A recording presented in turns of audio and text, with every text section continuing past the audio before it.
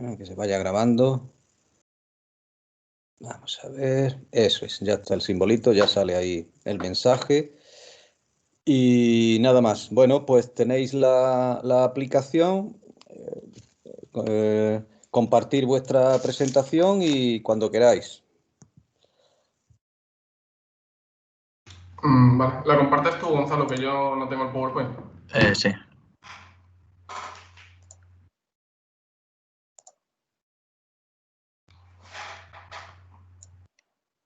¿Se ve? Sí, sí la veo, sí. Bueno, no. la veo. No la veo. Lo que veo es otra cosa. Es la Teams, Microsoft Teams. Vale. ¿Has compartido? Comparte tu escritorio, que será donde la tienes. A ver.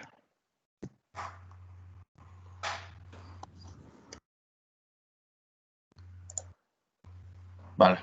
¿Ya? Ahora sí, ahora sí. Muy bien. Vale. Bueno, pues como ya ha dicho el profesor, yo soy Rubén de la Era y mi compañero Gonzalo Lázaro y vamos a hacer el trabajo de la empresa Santa Bárbara Sistemas S.A., que actualmente pertenece al grupo de General Dynamics, una empresa americana. Bueno, aquí tenemos un pequeño índice de los puntos que vamos a tratar, que por qué esta empresa, que nos ha parecido curioso el motivo, ya que nos la encontramos, bueno, me la encontré yo por internet en una noticia y me puse a trastear con el Xavi y encontramos unas gráficas bastante interesantes de la productividad y bastantes datos y decidimos hacerla de esto. Luego la historia de la empresa, que trata precisamente esos datos, el modelo de organización, estos 3 puntos los voy a tratar yo, y luego los datos de la empresa en 2019, la productividad a lo largo del tiempo y las gráficas finales los tratará mi compañero. Porque esta empresa nos hemos decidido analizarla debido a que es una empresa de industria pesada bastante antigua y que a lo largo de la historia ha sufrido muchos cambios, tanto guerras como compras de otras empresas, y eso ha hecho que se hayan metido muchos millones de euros en mejorarla, industrializarla, y todos esos acontecimientos los vamos a tratar más adelante. Pasa, ahí. Voy a hablar ahora de la historia a lo largo del tiempo hasta la actualidad.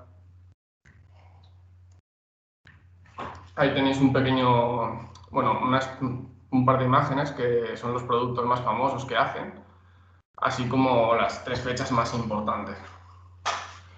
Fue una empresa creada bajo el nombre de Empresa Nacional Santa Bárbara en 1960 por el Instituto Nacional de Industria, abreviado INI, para la fabricación y comercialización de armas para las Fuerzas Armadas, ya que en aquella época España pues, estaba aislada por el tema de la dictadura, había caído los fascistas en el resto de Europa y no teníamos ningún tipo de comercio, prácticamente.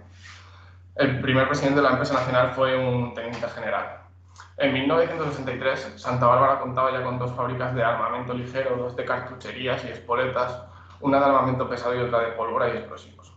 En 1964 se fusionó con la empresa nacional CEDME, que se centraba principalmente en la creación de fusiles.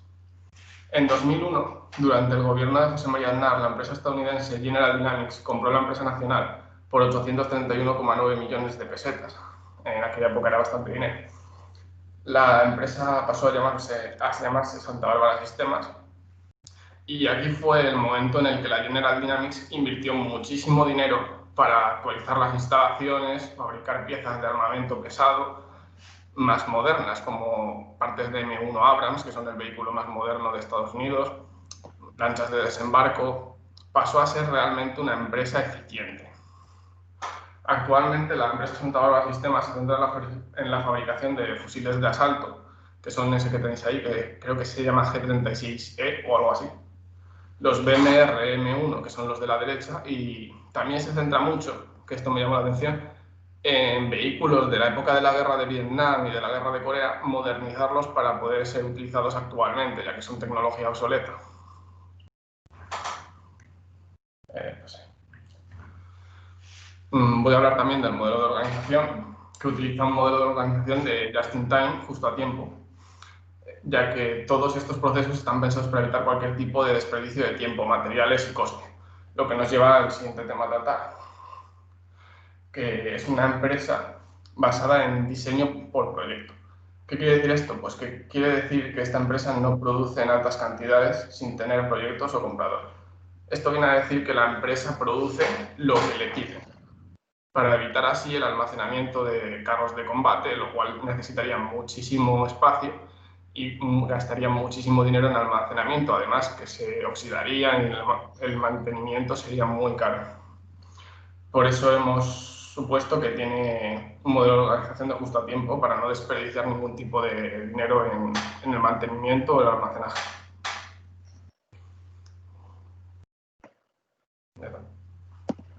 Vale, pues ahora voy a pasar yo a comentar los datos de la empresa. En 2019 tenemos ahí el accionariado.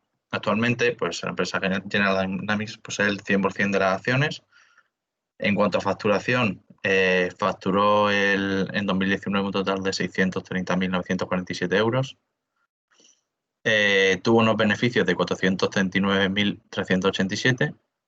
Y bueno, en cuanto a la plantilla, Santa Bárbara Sistema actualmente cuenta con 828 empleados. Luego, más tarde, veremos cómo ha ido variando la cantidad de empleados, el número de empleados, según la época, porque ha tenido altibajos.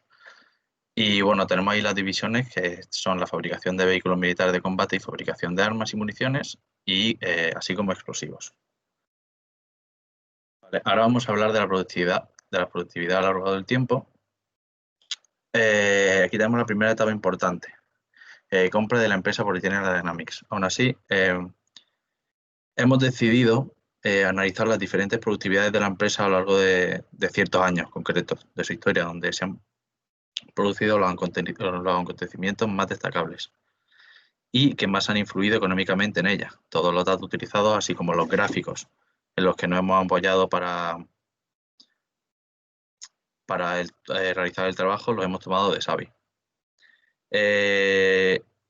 Como acontecimiento más importante en la historia de la empresa tenemos la compra de esta, como acabo de decir, por parte de General Dynamics en 2001. Con esta compra también llegó una inyección de dinero para la modernización de la infraestructura y mayor número de encargos para ejércitos de otros países. En el año 2000 tuvo una productividad del 0,7 y, sin embargo, ya en el año 2002, con la compra de la empresa por General Dynamics a mediados del año anterior, vemos que tiene una productividad del 1,05. En la segunda etapa, la guerra de Irak, durante estos años, es cuando la productividad de la empresa se dispara por completo debido al envío masivo de tropas a este país y, por tanto, se necesitó producir muchos vehículos blindados para su apoyo. La mayor productividad se consigue en los años 2006 o 2007, que fue cuando se ordenó la invasión total del país por parte del ejército de los Estados Unidos para garantizar la estabilidad. En el año 2006 tenemos una productividad del 1,17 y en el 2007 una productividad del 1,21. Luego también está la salida de la guerra de Irak. A finales del año 2011 se termina la guerra con la retirada de las últimas tropas norteamericanas de Irak. Y aunque la producción de vehículos disminuye gradualmente, sí que se necesitan nuevos blindados para reponer todos los perdidos en la guerra y se empiezan a producir nuevos vehículos mejorados y más caros, por lo que vemos que la productividad aumenta ligeramente en el año 2011. Pero termina cayendo en el 2013. En el 2011 tenemos una productividad del 1,34 y, sin embargo, ya en el 2013 ya tenemos una productividad del 0,74. Para terminar con este análisis, a través de los años de Santa Bárbara Sistemas, hemos calculado la productividad del año anterior, ya que no disponemos de los datos actuales en 2020. Y tenemos aquí una productividad del 1,25. Luego, ya para acabar, ya para representar de una manera más visual y como resumen, hemos incluido la gráfica donde quedan reflejados los ingresos de la empresa a lo largo de los años. Y también tenemos luego otra gráfica de los trabajadores de la empresa a lo largo de estos años. Y esta última demuestra cómo para lograr una mayor productividad en este tipo de industria es muy importante prescindir de la mayor cantidad de personas físicas y mecanizar la mayor parte del proceso. Aquí tenemos los ingresos de explotación desde el 95 hasta el 2019 y podemos ver cómo claramente aumentan los ingresos en 2001 con la compra de, la empresa por General Dynamics, y vemos cómo cae llega hasta 2011, y en 2011 ya empieza a caer bastante con la salida de las tropas americanas en la guerra de Irak. También tenemos aquí una evolución del número de empleados. Vemos cómo hasta 2004 tiene una cantidad más o menos la misma cantidad de empleados. En 2005 aumenta y después, por lo mismo, por la salida de Estados Unidos, de las tropas americanas de la guerra, pues vuelve a caer en 2011-2012. Y pues bueno, ya estaría la presentación. Bien, habéis acabado, ¿no? Sí. Bueno, pues ¿hay algún compañero que quiera comentar algo? Bien, bueno, pues yo decir que me parece interesante las reflexiones que hacéis y el análisis en base a las gráficas de Xavi con acontecimientos importantes y sobre todo esta empresa que está dedicada a fabricar vehículos de guerra y armamento, pues sobre todo acontecimientos bélicos que han sucedido, ¿no? Supongo, de todos modos, también, no lo sé por esta, pero por otras empresas que he analizado y otras gráficas, a partir del 2008, las empresas sufren mucho la gran crisis que hubo del 2008 en adelante. El número de empresas que bajan mucho los ingresos y hay muchísima gente, se eleva mucho la tasa de paro. No sé en qué manera afectaría la crisis del 2008 en adelante a estas empresas, pero supongo que algo también tendría que afectar. Y de hecho, en la gráfica que habéis puesto se veía cómo disminuían también tanto ingresos como, lo veis, a partir del 2008. La crisis fue muy profunda y a partir del 2014, en este caso a partir del 2016, es cuando empieza a despuntar, ¿no? La crisis general que hubo económica en todos y que en España sufrimos mucho, ¿no? Pero bueno, al fin y al cabo estas empresas son un poco peculiares, ¿no? En cuanto al producto que realizan, ¿no? Bien, bueno, pues muchas gracias y nada, no nos demoramos y continuamos con el grupo siguiente. Perfecto. Gracias. Gracias. Bien, pues entonces tenemos ahora a McDonald, Jorge Bergasa, María Cea y Alberto Córdoba. Sí, estamos. Hola Jorge, hola María y hola Alberto. Pues Hola. Cuando queráis. ¿Se ve? Sí, sí se ve, sí. ¿Se me escucha? Se te oye bien. Vale. Buenas tardes, nosotros somos Jorge Bergasa, Alberto Córdoba y yo, María Cea, y vamos a presentaros nuestro trabajo sobre McDonald's. En este trabajo vamos a mostraros algunos conocimientos adquiridos en esta asignatura, aplicados a esta empresa, en este caso McDonald's. Todos sabréis lo que es McDonald's, por lo que esperamos que así os resulte más curioso e interesante y podáis prestar la máxima atención posible. Vamos a empezar con una pequeña introducción sobre cómo surgió McDonald's, un estudio, después estudio y productividad de los procesos de trabajo, diseño del sistema productivo y distribución en planta, registro de los procesos de trabajo, organización del tiempo de trabajo, calidad de empresa y, por último, la bibliografía.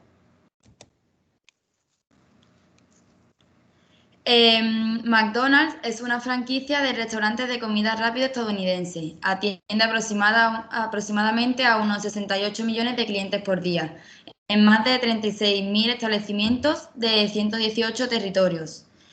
La cadena empleó en 2014 a 1,7 millones de personas.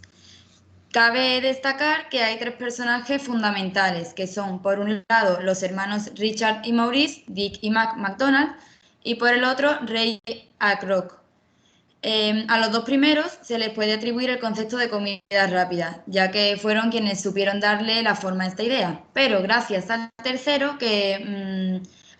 Ray Kroc, que McDonald's se transformó en el imperio que es hoy día.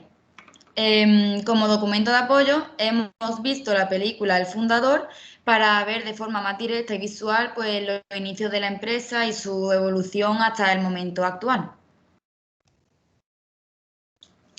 Sobre el estudio y productividad de los procesos de trabajo.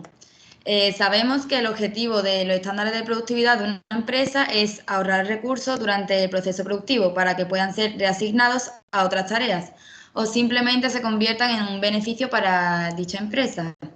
El único camino que un negocio puede seguir para crecer y expandirse de forma sostenible, incrementar su rentabilidad y competitividad es aumentar su productividad.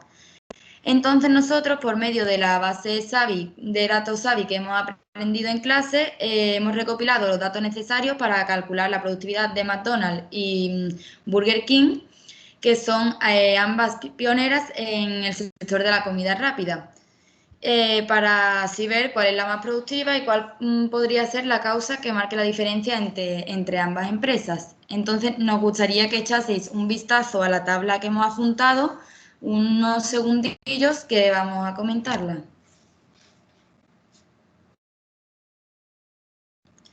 Vale, podéis ver que los ingresos de explotación del Burger King son mucho mayores que los del McDonald's, pero después nos fijamos en la productividad global y vemos que la productividad global de McDonald's es superior al Burger King.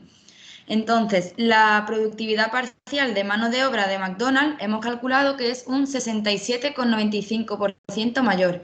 ¿A qué se debe esto? Pues esto se debe a que la organización de empleados y tiempos que emplean en la realización de su trabajo se encuentra mejor organizada y optimizada respecto a su competencia, en este caso, Burger King.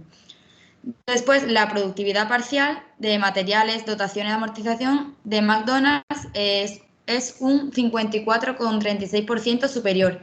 De nuevo, sobrepasa con creces a la de Burger King. Esto se podría deber a una mejor optimización por parte de la empresa en materias primas, herramientas, máquinas, equipos. Y finalmente, con el cálculo de la productividad global, apreciamos que McDonald's es un 60,47% más productivo que Burger King, lo que hemos comentado antes. Ahora le doy paso a mi compañero Jorge Vergasa. Bueno, pues yo voy a proceder a hablar sobre el sistema de producción de McDonald's, el cual el sistema de producción de McDonald's es el estandarizado. Se caracteriza por buscar la perfección en todo, ya sea en sus comidas, en atender a los clientes, cualquier trabajo que haya que realizar. Y se fija pues hasta en el último detalle, como por ejemplo que todas las patatas fritas deben tener un grosor de 0,932 centímetros. El pan de molde debe tener una medida de 8,89 centímetros y cualquier hamburguesa debe tener el mismo tamaño, aquí o en cualquier comercio que vayamos de McDonald's. La temática del restaurante pues tiene que ser la misma en cualquier establecimiento al que vayamos, en cualquier país y en cualquier comunidad, cuyo fin es generar el mismo ambiente cuando nosotros entremos a cualquier restaurante y que nos sintamos igual. Al igual que los menús que nos ofrecen en cada uno de estos restaurantes, ya que dichos menús varían un mínimo, que eso se debe a que los productos locales pues son diferentes. La implantación de este sistema ha permitido que se convierta en la marca más valiosa de su sector, con un valor de 130.400 millones de dólares. En conclusión, como el nombre indica, pues todo está estandarizado. Ahora vamos a mostrar un fragmento del vídeo de la película El Fundador, donde se ve cómo entrenan las tareas, con el fin de estudiar los tiempos y disminuirlos al máximo, y también buscar la mejor distribución de planta posible.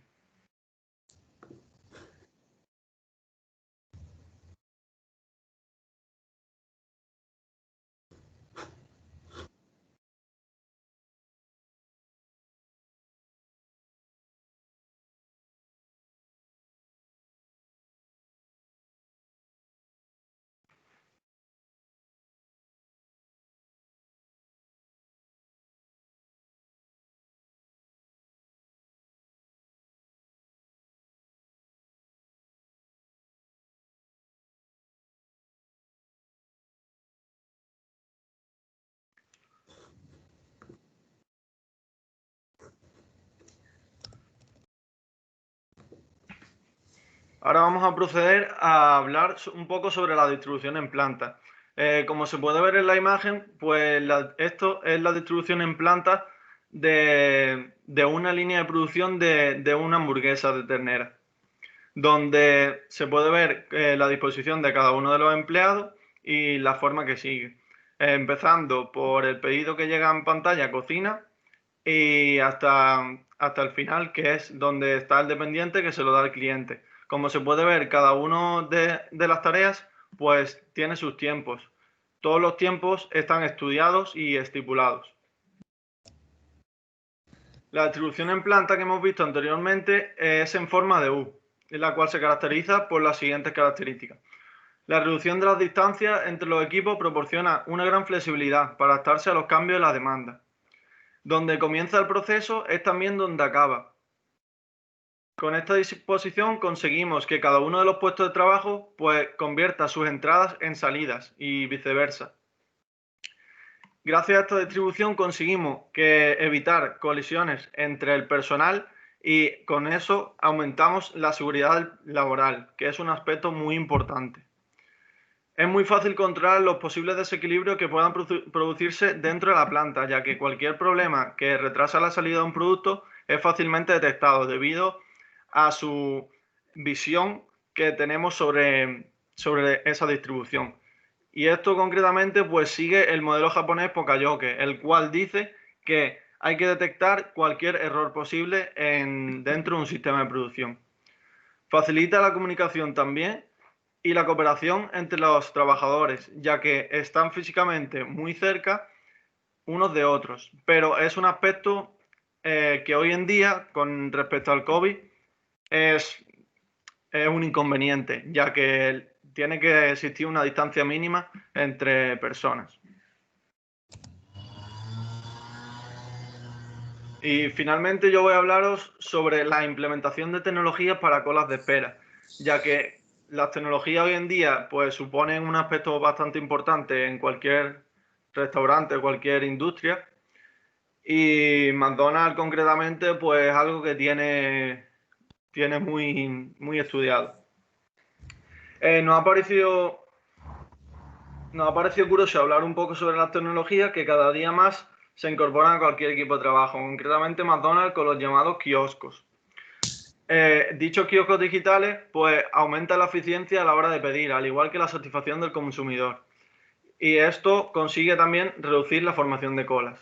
Tras esta incorporación, el CEO de McDonald's en ningún momento pretendía eliminar a cualquier persona y ni disminuir la plantilla del local, sino lo que buscaba es ofrecer una experiencia más futurista a la hora de pedir en cualquier restaurante. Y como curiosidad hemos buscado que McDonald's pues trabaja en la mejora de dichos kioscos con la implementación de un asistente de voz, y este asistente de voz lo que busca es conversar con la máquina dicho pedido, evitando tener que interactuar con cualquier empleado como hoy en día se hace, y consiguiendo una mayor comodidad para el cliente. Y también es muy útil para la situación actual desde mi punto de vista, ya que no tenemos que estar tocando los kioscos y tampoco tenemos que estar hablando con ninguna persona. Bueno, yo ahora voy a hablar del registro de los procesos de trabajo. Nosotros hemos elaborado una hoja para el análisis de procesos que nos ayuda a ver qué actividades aportan valor al proceso y los tiempos de espera. Y también hemos hecho un diagrama de flujo con el que se representa gráficamente la secuencia de actividades del proceso. Al igual que antes, nos hemos centrado en el proceso de preparación de una hamburguesa. Como hemos podido ver en la hoja que estaba antes expuesta, contamos con 7 operaciones y una espera, que hacen que el tiempo total del proceso sea de 1 minuto y 1 segundo. También hemos querido dejar reflejada la eficiencia del proceso, que viene dada por la división del tiempo empleado en las operaciones entre el tiempo total. Todo esto lo multiplicamos por 100 y nos da una eficiencia del 81,97%. Un dato que demuestra que este es un proceso muy optimizado por la empresa para así sacar el máximo beneficio.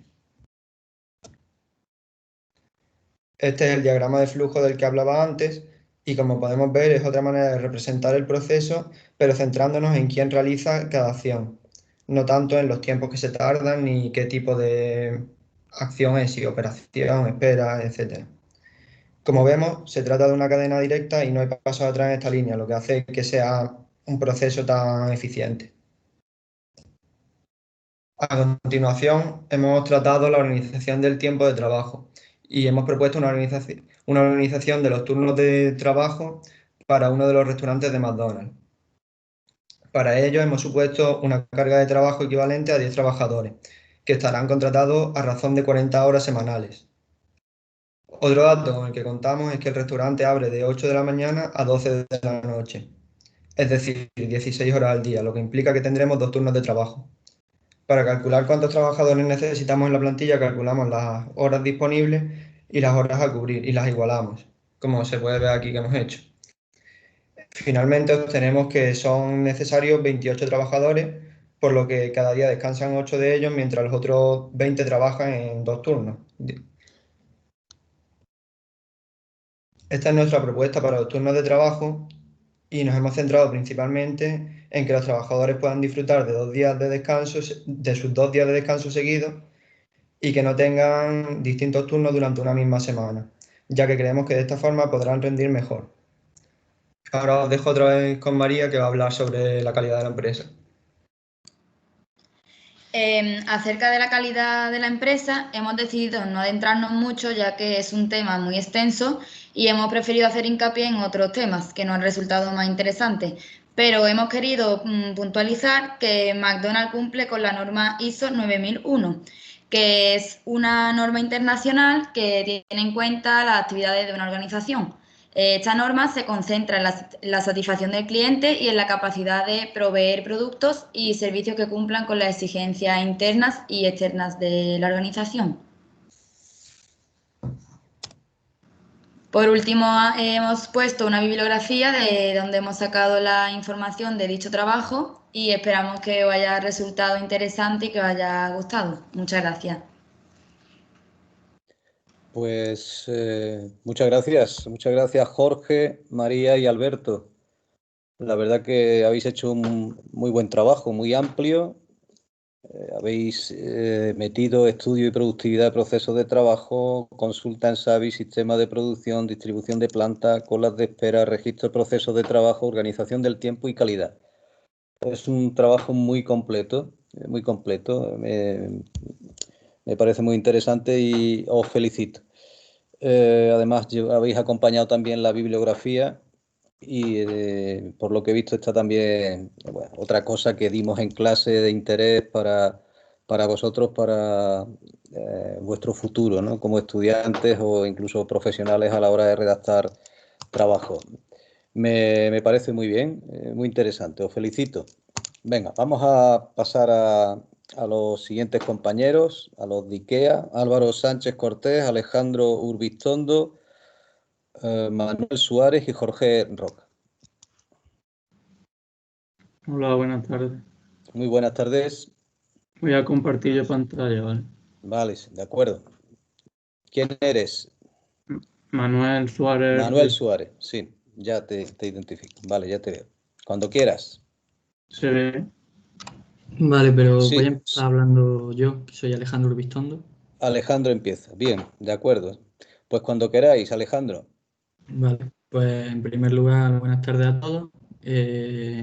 Somos el grupo de Álvaro Sánchez Cortés de Fría, Manuel Suárez Ruiz y Jorge Roca Segura. Yo soy Alejandro Urbistondo y vamos a hablar sobre la empresa de fabricación y venta al minorista de muebles, IKEA. Entonces, vamos a hablar sobre todo sobre esta empresa y un poco sobre la historia de esta, el equilibraje de los procesos de trabajo, diseño y asignación de puestos de trabajo. Vuelvo al índice, anda, por favor.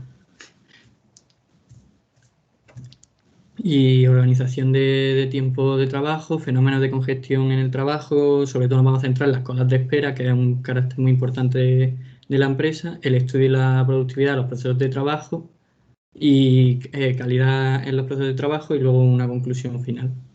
Vale, continuando con la siguiente diapositiva, pues bueno, IKEA es una empresa que fue creada en el 1943 por Ingmar Kamprad. Este era un sueco que empezó vendiendo bolígrafos y mecheros. Se dedicó luego a la producción de muebles en 1948 y ahí obtuvo un gran éxito y decidió centrarse en ese ámbito. En 1953 el éxito le llevó a abrir su primer salón de exposición, donde sobre todo sorprendía con unos precios muy competitivos, y ahí comenzó su expansión nacional. En 1956 se introdujo la característica que llevó un gran éxito y avance para la empresa, que fue hacer los muebles montables. Esto hacía que fueran mucho menores los costes de almacenaje y transporte. Eso fue un gran avance para la empresa hasta el punto que tuvo tal éxito que los competidores nacionales presionaron a los proveedores de la marca, llegando incluso a veces a que no le dejaban a la marca ni asistir a salones de exposición, etc. En cambio, IKEA se adaptó a esto y, como comentaré después, la marca creó sus propias instalaciones de diseño y buscó reducir su dependencia de terceros. IKEA ya continuó creciendo a nivel nacional hasta que en 1963 abrió su primera tienda fuera del país y lo hizo en su país vecino, Noruega. En 1965 continúa, ya abre otra tienda en Suecia y ya después la expansión mundial continuó por Dinamarca, Alemania, llegando a otros continentes como Japón, Australia, etc. En 1978 es en concreto cuando llegó a nuestro país y fue en la isla de Gran Canaria. Y por último, ya en la actualidad, la marca cuenta con más de 350 tiendas en todo el mundo, incluso con más de 160.000 empleados. Vale, le doy paso a mi compañero.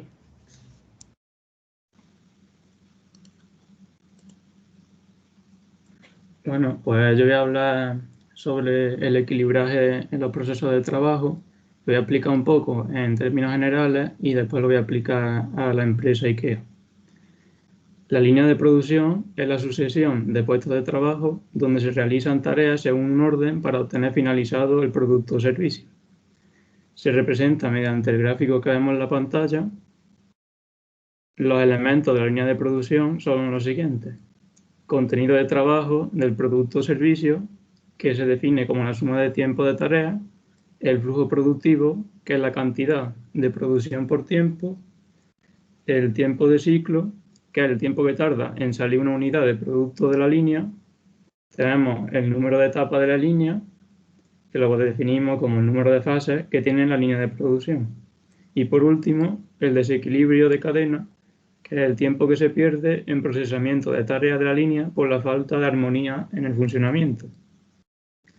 Nos encontramos después también con las restricciones en la línea de producción, las cuales pueden ser de precedencia, que son las flechas que vemos en el gráfico, que condicionan una ejecución de una tarea que previamente se haya hecho otra tarea.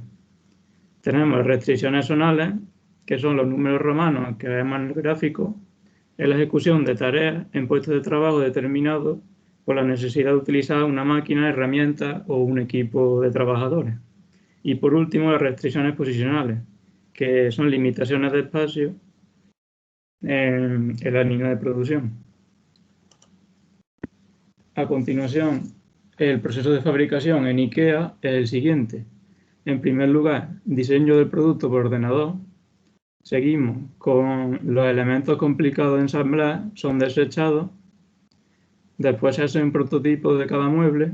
Este prototipo se manda al centro de pruebas, donde se practican golpes y fuerzas para ver si resiste y así mandarlo para fabricar en serie. Los muebles son embalados en embalajes planos y se utilizan robots que trabajan a un ritmo de 720 artículos por hora y están activos las 24 horas de los 365 días del año. El embalado se manda al centro de distribución y después a almacenes y las tiendas. Por último, el cliente es el encargado en montar el producto. Un ejemplo es la enorme producción de la estantería Billy, la cual fabrica 4,5 millones al año. En la línea de montaje, los robots empaquetan 20 estanterías por minuto. El proceso de embalaje empieza en la caja en la que Billy es entregada al consumidor, donde 10 robots colocan las piezas de la estantería. Después, estas cajas se mandan a 4 líneas paralelas, donde se asignan a los robots montadores. Posteriormente, otros 2 robots se encargan de llevar las cajas a los palés, donde se apilan ordenadamente para llevarlo al almacén y posteriormente ser distribuido por todo el mundo. Los empleados solo tienen de función supervisar el proceso o realizar algún ajuste.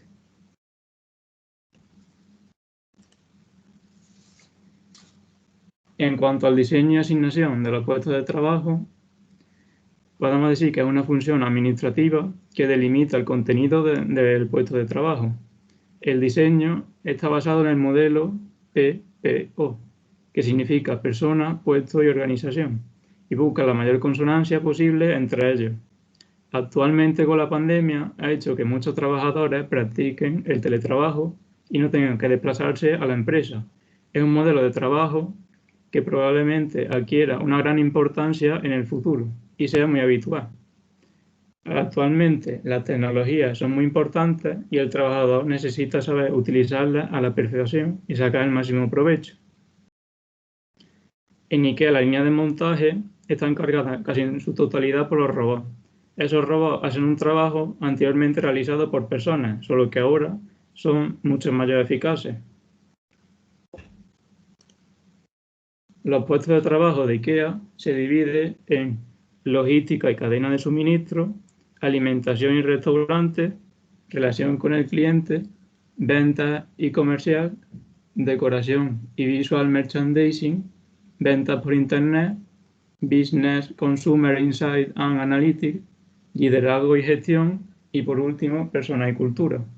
En la web de IKEA hay un apartado donde aparecen todos los trabajos disponibles y toda la información al respecto. En ella, IKEA presume de que el 51% de los directivos son mujeres. Yo soy Jorge, Y le doy el voy a paso hablar. a mi compañero Jorge.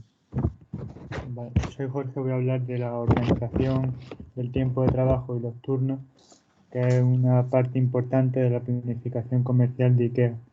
La organización de este tiempo de trabajo se basa en factores relacionados con los trabajadores, como el tiempo que lleven en la empresa, sus condiciones personales y las leyes y reglamentos laborales que no pueden ser violados. La idea es equilibrar el horario para que el número de horas disponibles, que es la hora que la empresa tiene que contratar a sus trabajadores, sea igual al número de horas a cubrir, que es el número de horas que la empresa da el servicio. Y esta sería la situación ideal. Pero si el número de horas es mayor, es decir, el número de horas disponibles es mayor, IKEA, como otras muchas empresas, la utiliza para reforzar los turnos de refuerzo y si la cantidad de horas a cubrir es mayor que las disponibles, se deberán contratar más trabajadores. Para ilustrar este punto, veamos ahora la forma de organizar el tiempo de trabajo en IKEA Ibérica, que se viene haciendo desde 2018 y en 2021 se evaluará para conocer la satisfacción de su empleado. Vemos el sistema de turnos que se divide en mañana, tarde y noche. El turno de mañana en un 70% está entre las 7 de la mañana y las 16 horas. El turno de tarde en un 70% entre las 15 horas y las 12 de la noche. Y el turno de noche también en un 70% entre las 1 de la mañana y las 7. Este último turno se compensa con un plus salarial por la nocturnidad y con la intención de igualar las condiciones de los trabajadores y que hace una rotación de turnos en la que cada trabajador a lo largo de un tiempo ha trabajado en cada turno. Vemos también el régimen de descanso, y es que en las jornadas inferiores a 4 horas no habrá descanso. Para jornadas de hasta 5 horas tampoco lo habrá, excepto si hay un acuerdo entre empleado y la empresa. En las jornadas de más de 5 horas hay un descanso mínimo de 1 hora. Se garantizan generalmente 5 días de trabajo a la semana, y de estos días libres 14 deben coincidir con fines de semana, con un fin de semana libre de cada mes. Ahora hablaremos de la gestión de las colas de espera. Para empezar, una cola de espera es una acumulación de personas que esperan recibir un servicio. Los sistemas de colas se dividen según los canales donde se realiza el servicio y el número de etapas para que se realice ese servicio. En las tiendas de IKEA, este servicio sería cobrar a sus clientes, y el tipo es unifase multicanal. Unifase porque es solo pagar, y multicanal por las diferentes cajas que hay.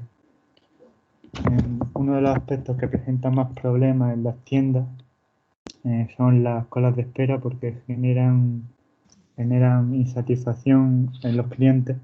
Entonces es importante reducir este tiempo de espera de los clientes, pero también reducir el tiempo de espera de los empleados cuando no están trabajando, cuando están inactivos, porque no hay clientes. IKEA, en su intención de reducir las colas de espera, vamos a pasar a la siguiente diapositiva.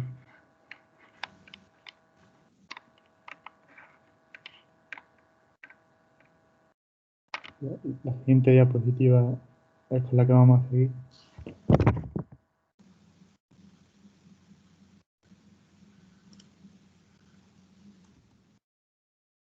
Vale, esto, vale. Decía que IKEA para reducir las colas de espera ha generado un nuevo sistema en el que este sistema se activa por geolocalización cuando el cliente abre su aplicación cerca de una tienda o escanea un código QR en la tienda. De esta forma el catálogo de IKEA se descarga en el móvil del cliente, y antes de coger su producto y echarlo al carrito, lo escanea y a continuación se dirige a la caja y escanea sus productos y los paga. De esta forma se cobra muy rápido porque el cliente no tiene que sacar sus productos del carro y se ahorra mucho tiempo. A favor de este sistema hay que decir que es barato, porque IKEA no genera ningún equipo, sino que el cliente utiliza su propio teléfono móvil, y esta nueva forma ya se ha probado en Francia, donde ha funcionado bien, y pronto se podría extender a otros países. Doy paso a otro compañero.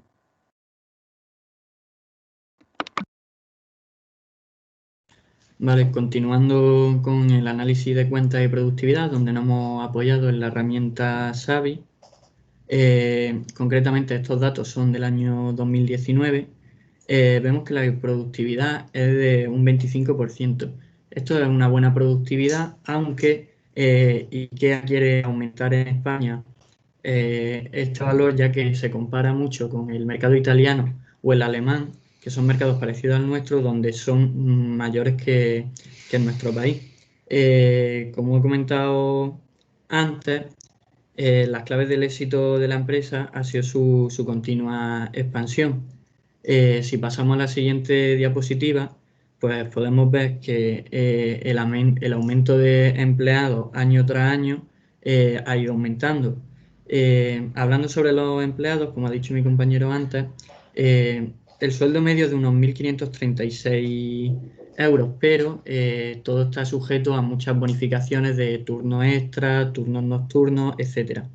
Viendo en cuanto a las ayudas y el gasto que gasta la empresa en sus empleados, este es bastante grande, ya que IKEA también es una empresa que destaca por cuidar mucho a sus empleados con distintas ayudas, ya sean bajas de maternidad, etcétera. Luego, a pesar de la situación actual del COVID, y que aún así pretende aumentar su plantilla en nuestro país en unos 700 empleados en los próximos 2 años, ya que las ventas han aumentado año tras año en torno a un 6% constantemente. También, como mencionaba antes en la historia sobre cómo IKEA supo evolucionar a no depender de terceros, para sí, eso ha sido también una gran característica que le ha ayudado en su éxito. Cuando digo esto no quiero decir que IKEA no dependa de terceros, quiero decir que elige muy bien a sus pocos proveedores, llegando muchas veces incluso a unos niveles de exclusividad para que trabajen solo para ellos. Todo ello, evidentemente, esta exclusividad con sus proveedores es difícil de conseguir. Las negociaciones con IKEA suelen ser muy difíciles, pero suelen ofrecer unas buenas condiciones y sobre todo destacan por unos acuerdos muy longevos de incluso más de 10 años. En concreto, en nuestro país, IKEA se apoya en empresas como pueden ser Fluvitex, que es una empresa dedicada a rellenos de almohadas, cojines, etcétera, y SP Werner, que es una empresa de fabricación de plásticos que también colabora con otras marcas como pueden ser Mercadona, Coca-Cola, etcétera. Vale.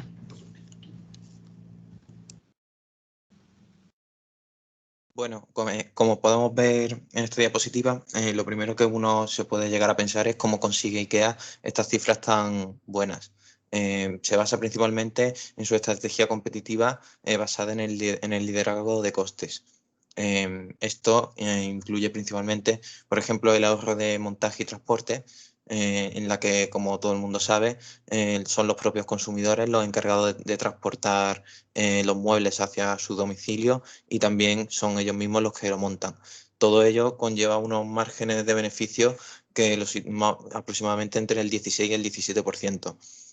Otra característica a tener en cuenta es, como ha comentado también mi compañero anteriormente, el tipo de empaquetado, que lo hacen de forma plana para maximizar el espacio cuando se transporta y almacena.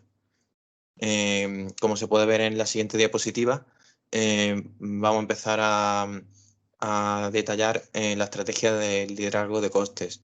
Esto se basa principalmente en la economía de escala, donde IKEA, cuando decide fabricar un nuevo producto, fabrica miles o incluso millones del mismo, con lo cual al final el precio por unidad de producto es muy bajo. También es importante destacar la planificación y el análisis que tienen los diseñadores de IKEA cuando elaboran un nuevo producto. Esto se detallan los costes de fabricación del mismo y también deciden entre los proveedores que tienen repartidos por todo el mundo cuál es el más apropiado que deba fabricar ese producto. También es importante detallar que dependiendo del país, los muebles tienen distintos precios, porque lo mismo un mueble tiene una aceptación mayor en un país que en otro, entonces varían los precios según acorde al mercado. También es importante, para reducir los costos, también están en continua evaluación. Estudian de forma constante los procesos de producción, la calidad y también respecto al medio ambiente.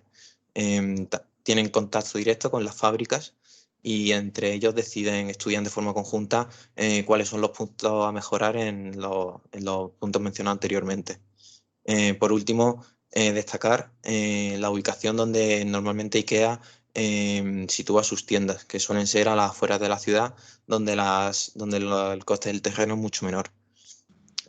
Por último, en la siguiente diapositiva, vamos a pasar a describir la calidad en los procesos de trabajo. Como podemos ver, la calidad es importante sobre todo para 3 puntos principales: para aumentar la productividad, para mejorar la eficiencia y la eficacia, y también para detallar las tareas que se debe hacer en cada proceso. De esta forma se evitan tiempos muertos. Para ello, IKEA ha desarrollado un sistema de gestión de calidad que se denomina IKEA Supplier Quality Standard, y con este sistema pretende cubrir todas las exigencias, tanto la exigencia de los clientes como la seguridad en sus productos, y también desde el punto de vista de la salud de los trabajadores. Durante toda la cadena de producción se tiene en cuenta la calidad y el impacto medioambiental que se produce. En la siguiente diapositiva podemos ver las 4 principales normas de calidad que IKEA tiene en cuenta a la hora de producir. La primera de ellas, la ISO 9001, aunque también se puede detallar la ISO 9000. Ambos son referentes al sistema de gestión de calidad, aunque la ISO 9000 se centra en los principios básicos del vocabulario y describe pues, eso mismo, los principios de un sistema de gestión de calidad, también definiendo la terminología.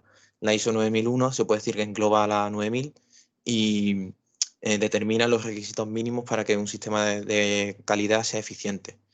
Es importante decir que simplemente establece los requisitos mínimos. En ningún momento le tiene que decir a la empresa cómo debe ser ese sistema de calidad. La ISO 14000 es una familia de normas que se relaciona con la gestión ambiental. Principalmente ayuda a la empresa a reducir al mínimo la forma en que sus operaciones afectan al medio ambiente. También sirve para cumplir las leyes, reglamentos y los requisitos que los países le establecen a las empresas. El EMAS es muy similar a la ISO 14000, con pequeñas diferencias. Por norma general, la EMAS es un poco más exigente con las empresas, ya que para poder aprobarla necesita un estudio medioambiental previo. Además, la ISO 14000 tiene un ámbito internacional, mientras que la EMAS es únicamente a nivel europeo. Por último, la SA 8000 es un estándar que se dirige a fábricas y organizaciones que se basan en las normas del trabajo, en la que se incluye la Declaración Universal de Derechos Humanos y el Convenio de los Trabajadores en la Organización Internacional de Trabajadores. La SA 8000 mide la responsabilidad social en muchísimas áreas de estudio, pero entre las que destacan, por ejemplo, el trabajo infantil, el trabajo forzado o la salud y la seguridad laboral. Todo ello hace que IKEA cumpla como todos los requisitos que se le exige tanto a la Unión Europea como en los países en los que opera. Y ya está.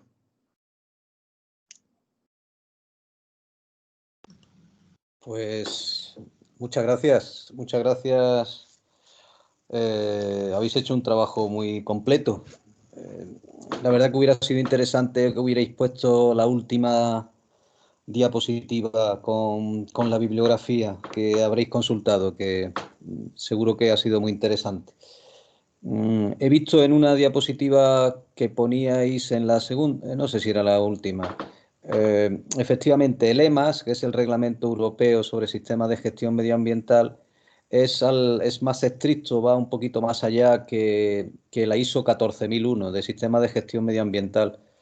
Tenéis que corregir esa diapositiva porque ponía 9000. Es más estricto, es de la familia que la 9000 y tal, ¿no? Y las dos son, la familia de sistemas de gestión medioambiental de la ISO es la 14000, la 14001 es la que establece los requisitos para obtener la certificación, y el EMAS va más allá porque el reglamento europeo, una vez que tienes la ISO 14000, puedes realizando lo que se llama la declaración medioambiental de la empresa, que por otra parte ha de ser pública, puedes llegar a obtener el EMAS, que por otra parte en Europa hace que esté muy bien considerado y que las empresas tengan, por así decirlo, se beneficien de ayudas, ¿no? Ayudas nacionales y europeas, ¿no?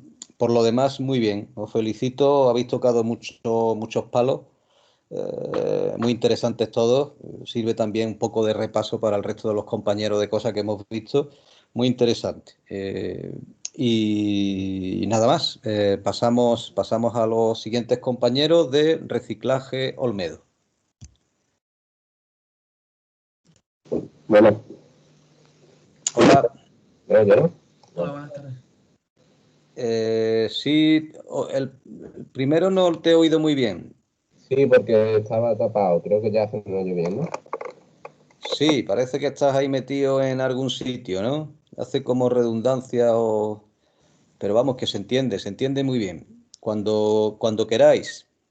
Vale, buenas tardes. Yo voy a empezar hablando de la empresa que hemos elegido, una empresa de ámbito local, denominada Reciclaje Olmedo.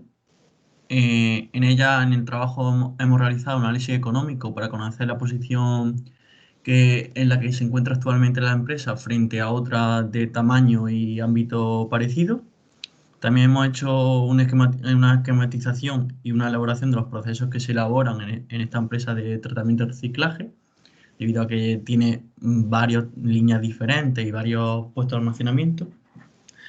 También, en base a esta esquematización que hemos hecho, nos hemos atrevido a hacer una propuesta de mejora y de optimización de recursos para mejorar la productividad. Además, también para mejorar el margen económico y la productividad, también hemos finalizado el proyecto haciendo un estudio de costes. Primero, la empresa es una empresa de reciclaje con una gran implantación en la zona, debido a que ya es la tercera generación. Siempre ha sabido mantenerse y evolucionar con los grandes cambios del sector, debido a que ha pasado de ser una chatarrería a una empresa de reciclaje, ganando profesionalidad y especialización. Aunque no se ubica en la misma capital malagueña, sí tiene una ubicación muy próxima a ella, debido a que se encuentra en Campanilla, en la carretera de la Fresneda. Aparte de recibir materiales por parte de terceros, tanto particulares como empresas ajenas, la empresa también consta de de una propia flota de transporte de camiones, y también dentro tiene una gran variedad de utillaje necesario para la manipulación de los materiales, como pueden ser prensas, pulpos, una prensa móvil, básculas para la compra y venta del material que puede llegar desde fuera, y una línea de trituración y separación, que lo que hace es reciclar y poder almacenar en diferentes espacios el material que llega sin separar. Toda esta profesionalización y especificación ha conseguido que la empresa obtenga varios certificados. Uno de ellos es el 9001 de gestión de calidad, además del 14001, que es un certificado de gestión ambiental, que en este tipo de empresas es incluso hasta difícil de conseguir. Pero una vez que se consigue, puede mejorar tanto el impacto ambiental como incluso optimizar mejor los recursos. Este empeño por la mejora día a día ha conseguido que la empresa consiga un premio de la Confederación Española de Pymes, que le otorgó en el año 2019 por ser una de las 500 empresas de toda España que mayor crecimiento logró en ese mismo año. Y a continuación va a seguir mi compañero Javi explicando el análisis económico. Buenas tardes, mi nombre es Javier y yo voy a presentar el análisis económico de este proyecto. Para realizar el análisis económico se ha utilizado el software Savi, y lo que se ha hecho es comparar la empresa de reciclaje Olmedo con otra empresa del mismo sector, de chatarra y productos de desecho, con unos ingresos de explotación razonablemente parecidos. La empresa con la que hemos realizado la comparación es Reciclaje Elda, la cual tiene unos ingresos inferiores a los de Reciclaje Olmedo, pero ambas se encuentran en un rango de entre 10 y 20 millones de euros. Empezamos analizando Reciclaje Olmedo, que con unos ingresos de explotación de algo más de 18 millones de euros y un gasto de personal de en torno a los 825.000 euros, tiene una productividad parcial de personal de 21,96. En cuanto a la productividad parcial de materiales y dotaciones para amortización de inmovilizado, se gastaron un total de 15.185.000 euros, llevándose casi la totalidad de esos más de 15 millones de euros el gasto en materiales, que rozaron en este caso los 15 millones de euros, siendo el gasto en el que más capital se gasta. Esto es de entender, ya que es una empresa de reciclaje y precisa de grandes máquinas de alta tecnología para separar distintos tipos de metales y de otros materiales, aparte de camiones para el transporte de residuos. En definitiva, en este apartado tenemos una productividad parcial de 1,19. Y finalmente, juntando las dos anteriores, bueno, más bien las tres anteriores, tenemos una productividad conjunta de 1,13. Ahora vamos a comparar esos mismos datos con los datos de reciclaje ELDA. En este caso tenemos una empresa que declara unos ingresos de explotación de algo más de 10 millones de euros, que son considerablemente inferiores a los de reciclaje Olmedo, pero tampoco hay tanta diferencia realmente. Esta empresa tiene unos gastos de personal de 1,5 millones de euros, un poco más, que es un gasto casi el doble que reciclaje Olmedo, a pesar de tener unos ingresos de explotación 8 millones inferiores, haciendo que la productividad parcial de personal sea de 6,64, lo cual es unas 3 veces inferior a las de reciclaje Olmedo. Pero la cosa cambia en cuanto a la productividad parcial de materiales y dotaciones para amortización de inmovilizados, ya que se gastaron un total de 6.100.000 euros, más o menos un poco más, arrojando así una productividad parcial de 1,67, siendo en este caso una productividad mucho mayor que la empresa malagueña, provocado por tener un gasto en materiales bastante inferior con relación a sus ingresos de explotación de la empresa alicantina. Finalmente tenemos una productividad conjunta de 1,34. Esto nos da una productividad superior en favor de reciclaje ELDA, a pesar de gastar mucho más en personal que reciclaje Olmedo. Esto es debido a que el gasto en material, que es donde más dinero se marcha en empresas de este tipo, es muy inferior en el caso de la empresa alicantina. Y hasta aquí el análisis y comparativa entre la productividad de estas dos empresas de reciclaje. Como principal conclusión, podemos decir que la productividad de ambas empresas son parecidas, aunque mayor en el caso de reciclaje ELDA. Y ahora doy paso a mi compañero Álvaro. Bueno, pues yo voy a hablar del estudio de procesos de trabajo y distribución de plantas. ¿Se me oye bien, no? Vale. Para empezar, pues hemos croquisado lo que es la planta de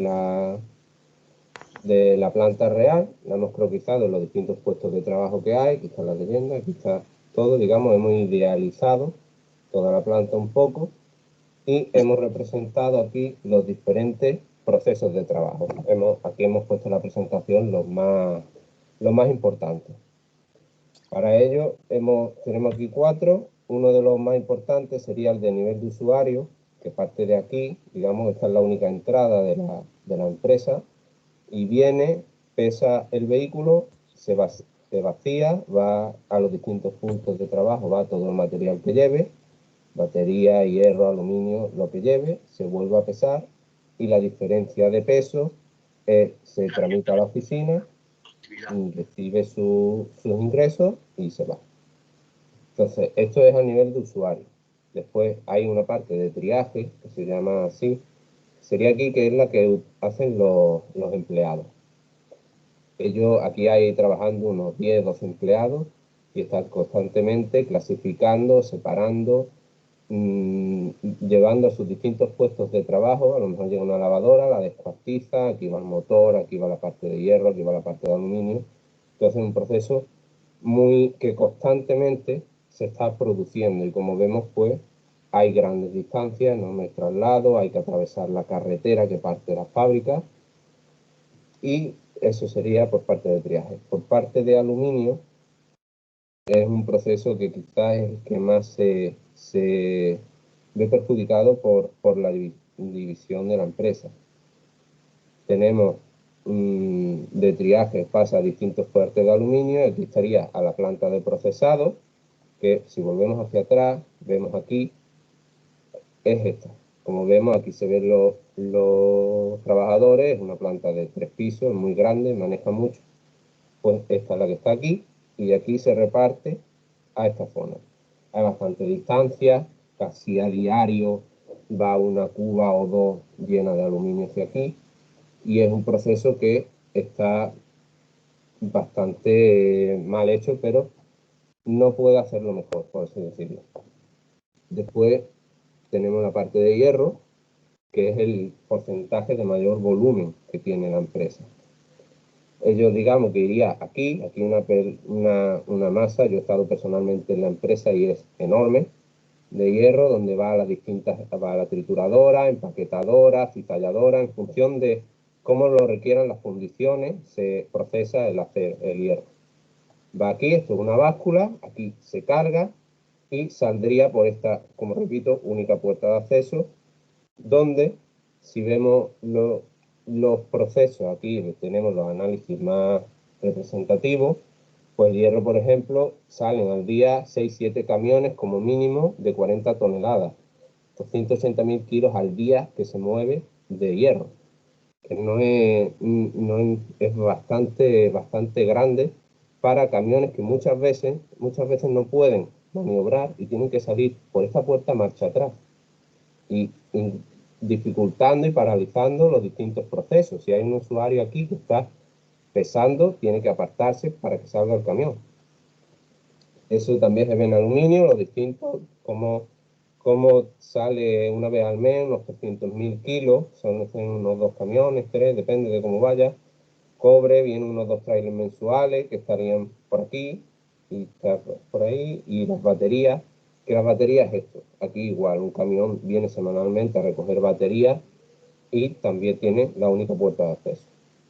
Entonces todo eso lo hemos analizado, hemos hecho un diagrama de Ishikawa y hemos representado los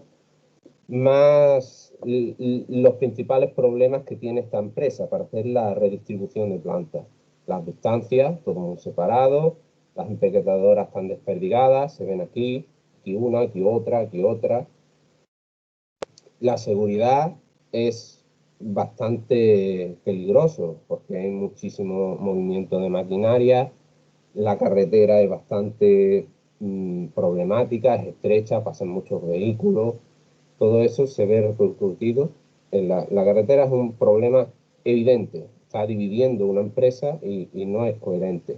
El espacio, el problema principal que ocurre con el aluminio, que esté tan separado, de aquí a aquí estoy hablando que hay casi 1 kilómetro, es que la empresa ya literalmente no puede crecer más, ya no tiene dónde poner nada. Entonces, está imposibilitando el espacio, le impide crecer como empresa. Y el acceso, hay solo una única puerta y es un problema, aunque la puerta es enorme, bastante grande, es un problema. Entonces hemos dado una nueva distribución de plantas en el que hemos anexionado el terreno este que se ve aquí. Esto es real, ¿de acuerdo? Esto es la imagen aérea de la empresa y este terreno está pendiente de compra. Entonces el proceso de ampliación de plantas es real. En el momento en que tenga oportunidad se ampliará la empresa. Entonces lo hemos agregado y hemos dado una nueva distribución de plantas, solventando todos los problemas, o casi todos, que hemos analizado. Principalmente el de las puertas de acceso. Hemos puesto una aquí, otra aquí, y esto deriva en que los camiones pues ya pueden entrar. Aquí hay una báscula, recirculan, pueden salir por la parte de atrás, aquí hay otra báscula donde pueden ir cargando distintos pesajes y hay un flujo de transporte de vehículos. A nivel de usuario igual, entran por aquí y saldrían por aquí. Hay ya 2 puertas, a unas malas puede volver a entrar por aquí, pesar y salir, se puede maniobrar marcha atrás. Ya es cuestión de, hay muchas posibles distribuciones, hemos dado esta, pero puede haber un montón más. Y hemos hecho la planta de reciclaje, aquí la hemos abierto y aquí estaría el aluminio. No hemos cambiado esto porque principalmente puede que a la empresa le interese todo este espacio para otra cosa. Entonces, aparte de que aquí estamos hablando de que aquí hay un volumen de material enorme, trasladarlo aquí es mejor ir sacándolo poco a poco y repartiéndolo los distintos elementos y en función de cómo ocurra, pues ya la empresa haría lo que fuera. De todas formas, este espacio está aquí, está habilitado, está hecho te permite crecer, al final hay más espacio. Si no, pues toda esta zona puede quedar como aparcamiento de camiones que a día de hoy están aparcando aquí, en la carretera, en el arcén, y pues ya es cuestión de que la empresa varíe. Nosotros hemos dado esta distribución, creemos que solventa muchos problemas y principalmente facilita flujo.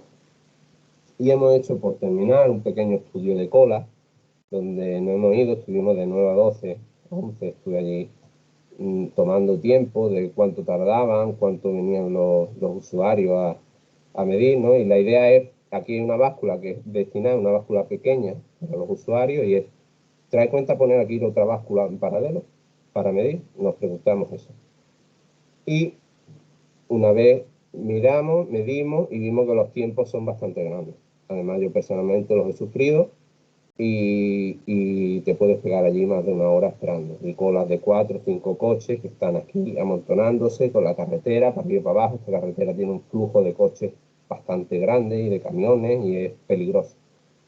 Entonces, cuando añadimos la nueva báscula, pues vemos que los tiempos de espera de usuarios se reducen a algo testimonial, apenas hay cola, y sí aumenta mucho el tiempo de espera de las básculas. Pero, como bien hemos dicho, esta báscula está aquí está el proceso de triaje, aquí hay muchísimo trabajo y los empleados que no están pesando las básculas, pues están rápidamente trabajando aquí. Entonces, no se desperdicia mano de obra. Y ya está, nada más. Así que muchas gracias y hasta aquí. Pues muchas gracias por vuestro trabajo, Álvaro, Javier y Cayetano. La verdad que es muy interesante, ¿no? Y vuestra propuesta de mejora de planta, de distribución de planta, está muy bien estudiada, además con esa alternativa de la segunda báscula que comentáis y además con datos. Se ve efectivamente por la planta que habéis puesto que es bastante caótico la situación actual y está demandando que una persona o varias personas con seso y con sentido común y con conocimientos de esto de procesos de trabajo se le ofrezcan a la empresa para proponerle estas mejoras, porque con poco que se haga realmente yo creo que la empresa mejoraría muchísimo su productividad. Ha sido muy interesante. Es un trabajo muy completo también. Habéis tocado también diferentes tareas, diferentes temas, módulos de los que hemos hecho en clase. Y ya digo, me parece muy interesante. También, aunque se ve que vosotros ha sido más un trabajo de campo, quizás no tanto de consulta, salvo Xavi y alguna que otra bibliografía, pero hubiera sido interesante también que lo hubierais puesto detrás como última bibliografía. Pero bueno, no deja de ser tampoco una cosa que no le quite importancia al trabajo y al estudio que habéis hecho.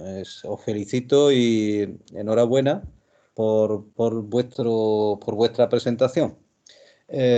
Bueno, ¿sí? No, gracias, me alegra.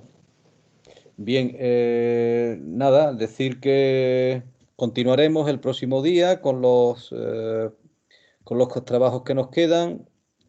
Vamos a ver. Profesor, Sí. una preguntilla. Sí. Cuanto a lo que ha subido hoy el rector, ¿se sabe algo de cómo va a ser el examen final de esta asignatura? Bien, pues os comento. Vamos a ver. Realmente he leído por encima lo que ha mandado el rector. Yo creo que las cosas por ahora, esto varía de un momento a otro, o sea que lo que voy a decir a lo mejor dentro de un rato ya ha cambiado, pero en principio yo creo que se mantiene las cosas tal como habíamos propuesto al inicio de curso en la programación docente. Había dos modalidades, una modalidad bimodal, y valga la redundancia, que es presencial en grupos pequeños para las actividades prácticas y online para las actividades teóricas con grupos grandes, es la que hemos llevado a lo largo del curso, y según esa programación y para este tipo de enseñanza bimodal, yo había pensado que el examen se haría de manera presencial en las aulas TIC, y de modo que yo tengo que reservar con tiempo suficiente al menos 2 aulas que estén conectadas entre sí, y haríais en tandas de 20 en un aula y 20 en otro, serían 40 en 2 tandas, porque sois cerca de 60 o 60 y algo, haríais el examen. El examen consistirá en una prueba de conocimiento, tipo test. Otros años que no hemos tenido este problema, después de hacer la prueba de conocimiento, yo distribuía unos ejercicios prácticos para que vosotros resolvierais en el examen alguno de ellos. A veces han sido 2, otras veces ha sido 1. Esto es lo que ocurre, que dificultaría bastante la organización del examen. No es lo mismo entrar por tandas al sistema y hacer en los ordenadores la prueba de conocimiento tipo test, y ahí acaba todo, que luego, una vez que termine, esperar a resolver manualmente y en un ejercicio, en una hoja, esas actividades, ¿no? Esas 1 o 2 actividades relacionadas con las que hemos hecho. No lo he decidido todavía, ya digo, porque es que esto está cambiando de un momento a otro, pero en principio, a grandes rasgos, esto es lo que he pensado y esto es lo que estoy pensando actualmente. No sé si de alguna manera contesto a tu pregunta. Sí, sí, sí. Vale, de todos modos, ¿cuándo tenemos el examen? El 5 de febrero. El 5. Bueno, yo Por tengo si no recuerdo mal, sí. Sí, yo tengo primero un examen.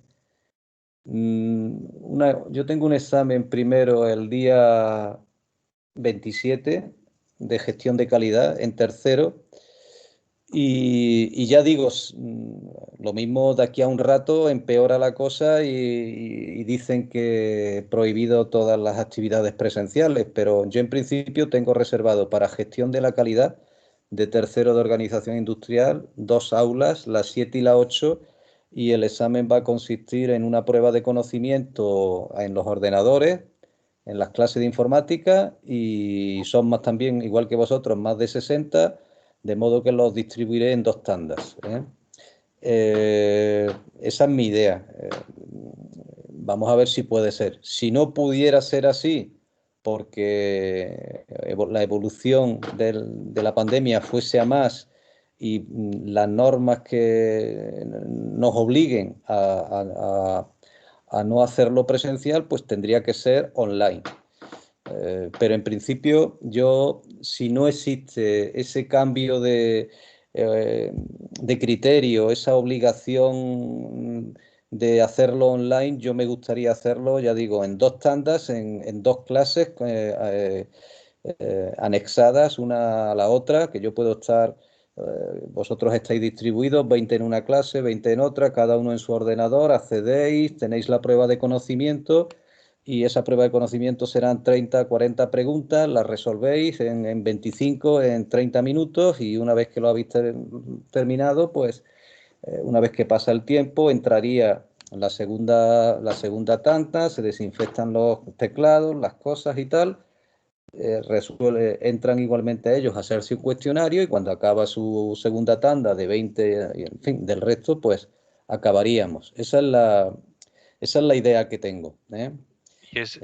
Ya digo, si cambian las cosas a mal y nos obligan a que no puede ser, que no se pueda acudir a la universidad, a las aulas TIC, pues tendríamos que hacerlo online. Y entonces ese test contaría un 50% de lo que es la asignatura, ¿no? Para aquellas personas que hacen el sistema este de evaluación continua, consistente en realizar todas las actividades, los trabajos, el participar en los foros que haya habido, pues efectivamente, esto, tal como os dije al principio de clase, creo que era el 50 una parte y 50 otra. el 50% de la asignatura. Aquellas personas que por sus circunstancias personales o bien no han podido realizar las actividades por la razón que sea o han decidido directamente ir al cuestionario final, pues el cuestionario final vale el 100% de la asignatura, por así decirlo. Vale, perfecto. María me dice que no se contempla que pueda ser online, sobre todo si la situación empeora. Bueno, María, Mari Carmen, creo que he contestado un poco a tu pregunta. Si varía y nos obligan a que no sea presencial en varias tandas y con todas las medidas de seguridad y de aislamiento y de distancia en el aula, tal como hemos hecho las prácticas, que son 20 alumnos como máximo por aula, y pues si no pudiera ser así, tendríamos que hacerlo online. Pero en principio yo preferiría, si no cambia la cosa y si es posible, preferiría realizarlo en 2 tandas en 2 aulas anexas, una a la otra. ¿Alguna duda más? ¿Algún comentario? María, profesor, ¿se notificará con suficiente antelación la modalidad de examen? ¿Y cómo será? Por supuesto, Sergio. Por supuesto que os lo diré, vamos, con suficiente antelación. Ya sabéis que esto de unos días a otros, hoy he oído en la radio que este viernes se reunía el Consejo de Gobierno de la Junta y que iban a ampliar las restricciones.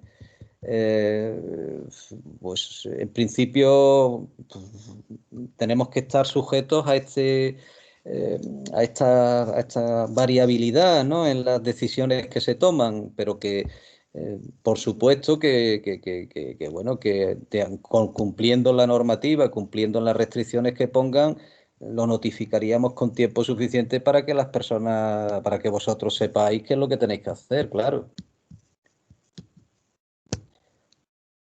Profesor, ¿y la nota de la evaluación continua cuándo se dará? ¿Cuando terminemos el examen o...? Yo sí, normalmente lo que hago es envío una tabla con varias columnas donde vienen los nombres de los alumnos, bueno, los nombres por el tema este de...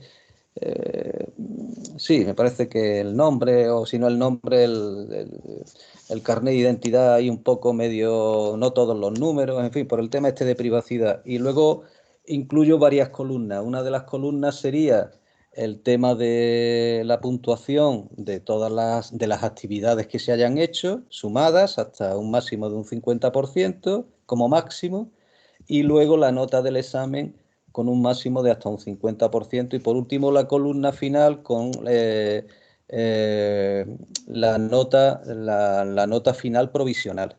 Eso lo publicaría y transcurrido un tiempo, y si hay alguien que quiere comentar algo, lo que sea, bueno, pues se habla, se comenta, y transcurrido un tiempo prudencial de una semana, 9 días o una cosa así, me parece que la norma marcaba 9 días, pues esas notas provisionales pasarían a definitivas, la nota final de la asignatura.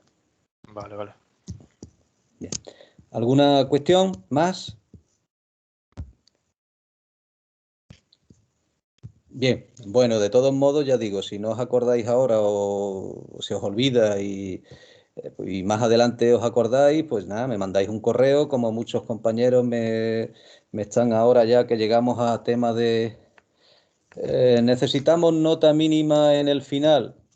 No he pensado en nota mínima en el final. No he pensado en nota mínima en el final. A esta pregunta que siempre me hacéis, suelo contestar con lo siguiente, y es, conviene ir al final y conviene hacerlo lo mejor posible. Quiero decir, no os confiéis en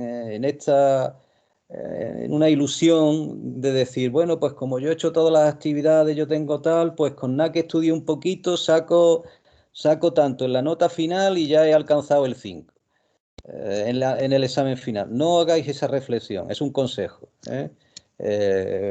Preparároslo bien para sacar, como si fuera vuestra intención, la mejor nota, porque, en fin, os jugáis bastante, tenéis las becas, las cosas, la nota media de la carrera, del expediente, pues estudiar, no hagáis una reflexión esta de mínimos, de decir, pues yo un poquito más lo otro, pues yo el 5 con nada que estudie lo voy a sacar. No hagáis eso, porque a veces puede ser una reflexión y una ilusión de la que luego os arrepintáis, ¿eh? A veces, coño, si hubiera estudiado un poquito más, esto que no me lo repasé, ya lo estaría.